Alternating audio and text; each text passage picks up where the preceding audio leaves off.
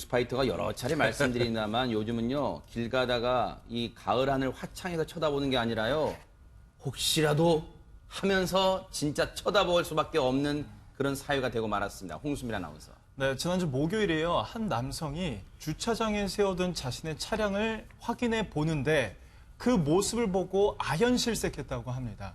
어떤 모습이었는지 저희가 좀 그림으로 준비가 되어 있는데요.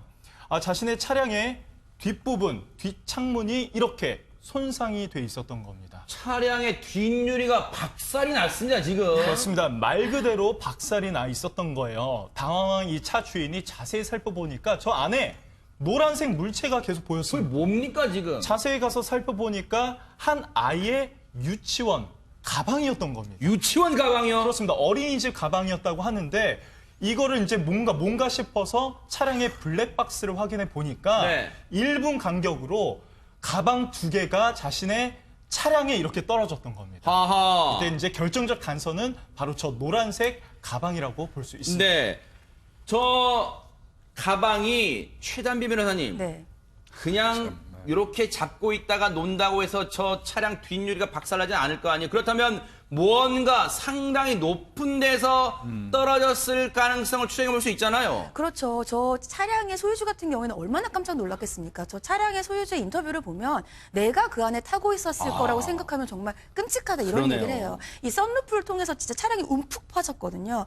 그래서 이제 차량에 있는 그 유치원 가방을 이름이 있을 거 아니에요. 유치원 그러네요. 이름이. 그래서 이 가방의 소유주를 찾아야겠다. 아하. 그래서 유치원에 연락을 합니다. 네. 유치원에 연락을 해서 그 가방 주인의 보호자인 어머니의 전화번호를 알게 돼요. 아하. 그래서 전화를 걸었죠. 그랬더니 어머니가 하시는 말이 우리 아이가 던진 게 아니고 나는 모르겠다. 어허. 왜냐하면 내가 이 유모차에 가방을 넣고 애들을 잠시 다른 집에 맡겼다. 그러니까 본인은 그 당시에 그 가방을 가지고 있지 않았다는 거예요. 아하. 그러니까 유모차에 가방이 있었고 아하. 자신의 아이들은 아직 유치원생이기 때문에 저희가 복도식 아파트인데 아하. 복도식 아파트에 그 팔을 그러니까 넘어서 유치원 가방을 던질 정도의 아하. 아이들의 키가 아니라는 겁니다. 네네. 그러니까 그 얘기인즉슨 네. 자신과 자신의 아이들은 그 가방을 던진 사람이 아니다. 즉 네. 책임이 없다. 아하. 그렇다고 한다면 그 어머니의 추측은 지나가는 누군가가 유모차를 밖에 아하. 세워놨으니까 네. 집어 던졌을 거라고 보이는데 우리는 책임이 없기 때문에 거기에 대해서 어떠한 책임도 할 수가 없다. 이렇게 네. 얘기를 하는 거죠. 지금 김복준 의원님, 네. 물론 저 차량의 주인 입장에서는 가슴 철렁한 순간 그리고 분통 터지고 화가 나겠습니다만 지금 네. 이 아이 어머니의 말을 들어보니까 또 좀 일리가 있긴 또 해요. 아이가 또 던지기는 힘들 것 같다. 차주 네. 입장에서는 진짜 말 그대로 마늘 안에서 날벼락 맞은 그러니까요. 거거든요. 저기 만약에 저분이 타고 있다가 머리 위로 떨어졌으면 진짜 세상에. 사망할 수도 있었어요. 상상도 하기 싫습니다. 상상하기도 네. 싫은 그런 네. 상황인데 이제 막상 저희 가방의 어떤 그 이름표를 보고 이제 주인 소유자를 찾았지 네. 않습니까? 근데 그 어머니가 조금 최단비 변호사 얘기한 것처럼 거기다 놔뒀는데 그 누군가 던졌다. 그러면 이제 경찰이 수사할 수밖에 없죠. 어허. 근데 이제 경찰이 수사하는데 보니까 CCTV에 유모차에 가방 놓고 가는 것만 잡혀 있고 안 나온다는 거 아니에요? 그러면 경찰이 그렇게 수사해서는 안 돼요. 그러면 복도식 그 아파트라고 그랬잖아요. 네네. 그러면 그 시간대에 출입자는 전부 체크해야 됩니다. 아하. 그 사람들은 일단 잠재적인 용의자잖아요. 그럴 수 그리고 있네요. 그 층, 가방이 있던 층에 살던 사람들은 이거 진짜 죄송합니다만 일단은 그 경찰의 입장에서는 용의자로 봐야 돼요. 아하. 가능성이 있는 분들로 봐야 네. 된다는 거죠. 그러면 좀 면밀히 좀 보고요. 뻔한 위치에 있었잖아요. 네. 그리고 또 그 따져볼 필요가 있어요. 엄마는 네네. 유치원생이기 때문에 그 복도식 아파트니까 요 정도의 난간이 있으니까 던지기 불가능하다. 근데 이걸 힘차게 던져가지고 날아가서 그 차에 맞은 게 아니고 직하에서 떨어져도 가속에 의해서 저렇게 파손이 된 거거든요. 네. 과연 그 유치원 아이들은 이렇게 던질 수가 없는 것인지 네. 그 부분도 경찰이 확인할 필요가 있습니다. 그러니까 이 부분이 허 소장님. 네. 어머니의 말이 일리가 있다 하더라도 운전자 차주 입장에서는 어머니의 말이 더 분통 터질 수 있어요. 왜냐하면 앞서도 그렇죠. 말씀드렸지만 자기가 저 차량에 타고 있거나 타려고 하는 순간 저게 떨어졌다면 정말 상상도 하기 싫은 순간이 벌어질 뻔했어요. 네, 우리가 진짜 입장 바꿔 좀 생각을 해봐야 되는데 어찌됐든 내 아이의 가방으로 인해서 피해를 봤으니까 사실 내가 던지지 않았을 수도 있습니다. 아이 편을 들어주고 싶은 마음도 충분히 이해가 돼요. 그래도 좀 미안하거나 그분의 안위를 좀 묻는 그런 질문 먼저 했었어야 되지 않을까. 무조건 우리 아이는 책임이 없다라고 하는 것은 사실 아이를 위하는 거지만 멀리 내다보면 그 아이를 위하는 게 아닐 수도 있을 것 같아요. 네. 요즘에 이런 사건들이 많다 보니까 네. 사실 만약이라는 신드롬이 생깁니다. 만약에 하늘에서 무언가가 떨어진다면, 네. 만약에 가다가 내가 싱크홀에 빠진다면 네. 이런 생각들을 좀 많이 하는 지금 추세인데요. 네. 우리가 좀 웃으면서 진짜 안전하게 살 수 있는 그날을 진짜 기대해 봅니다. 혹시요, 최단비 변호사님, 관리 소홀 이런 책임은 물을 수 없어. 이 가방을 유모차에 걸어놨는데 아이를 다른 집에 맡기고 돌아보니까 없어졌다.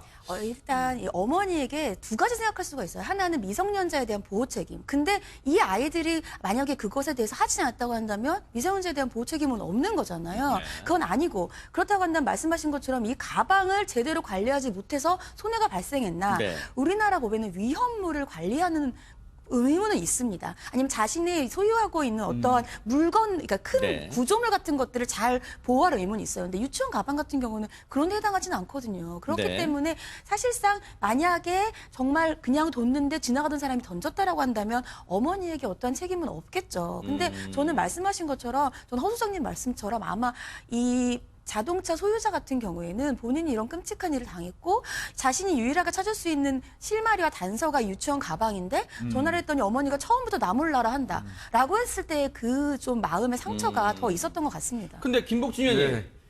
경찰이 CCTV 등 뭘 다 총동원해서라도 그런데도 불구하고 용의자를 못 찾아낸다면 저 박살난 부서진 차량에 대한 수리비는 그럼 고스란히 차주가 물어야 됩니까? 결국은 자차 처리하는 수밖에 없을 겁니다. 하하. 그래서 저는 이제 이 경찰이 힘들 거예요. 이 사건 지금 보면 이미 아마 이걸 던진 사람으로 추정되는 사람이 있다면 벌써 경찰이 처리했겠죠. 아하. 근데 CCTV 분석도 하고 나름대로 노력을 했는데도 안 드러났기 때문에 지금 네. 이런 보도도 나오는 것 같은데요. 그래도 우리 그 후배들 지금 수사 힘들겠지만 네.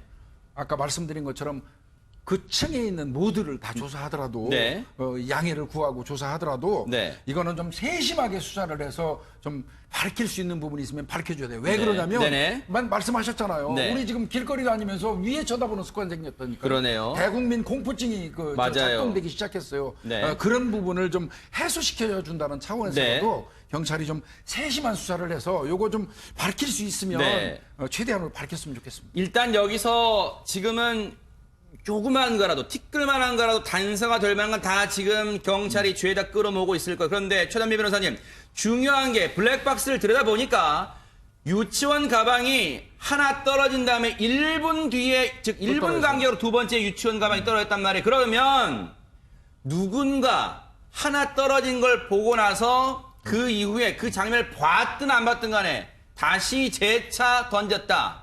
그렇다면 누군가 의도적으로 던졌을 가능성도, 즉 아이들이란 게 아닙니다. 그 아이 어머니 오해하지 마세요. 그렇다면 목표를, 타깃을 정해놓고 던졌을 가능성도 무시할 수가 없습니다, 지금. 타겟을 딱 어느 저 차량을 했다라고 보다는 실수로 떨어뜨린 건 아닌 거죠. 아하. 예를 들면은 하나가 떨어졌으면은 본인이 바깥에서 뭘 하다가 실수로 떨어뜨릴 수 있어요. 과실. 오히려 조심할 수 있죠, 그 다음에. 네, 그런데 지금 1분 간격으로 두 개가 떨어졌단 아하, 말이죠. 그러면 고의로 내가 떨어뜨린. 우연히 가방을 놓쳐서 떨어뜨린 게 아니라 네. 두 개를 뭐 예를 들면 장난삼아였건 의도적이었건 아하. 떨어뜨린 거예요. 그러네요. 본인 스스로의 아, 의도로. 그렇기 네. 때문에 과실은 아니라는 걸 추정해 볼 수 있는 아하. 거죠. 바로 이 부분도 김복준 의원, 네. 경찰이 착안해서 그럼요. 앞서 CCTV 등 모든 그 당시에 출입했던 사람들을 네. 용의선상에 일단 올려놔야 될 것 같아요. 네. 왜냐하면 큰일 날 뻔한 사고였으니까요. 그 층에 사시는 분들 전체, 네. 그 당시에 그 시간대에 그 층에 네. 계시던 분들, 뭐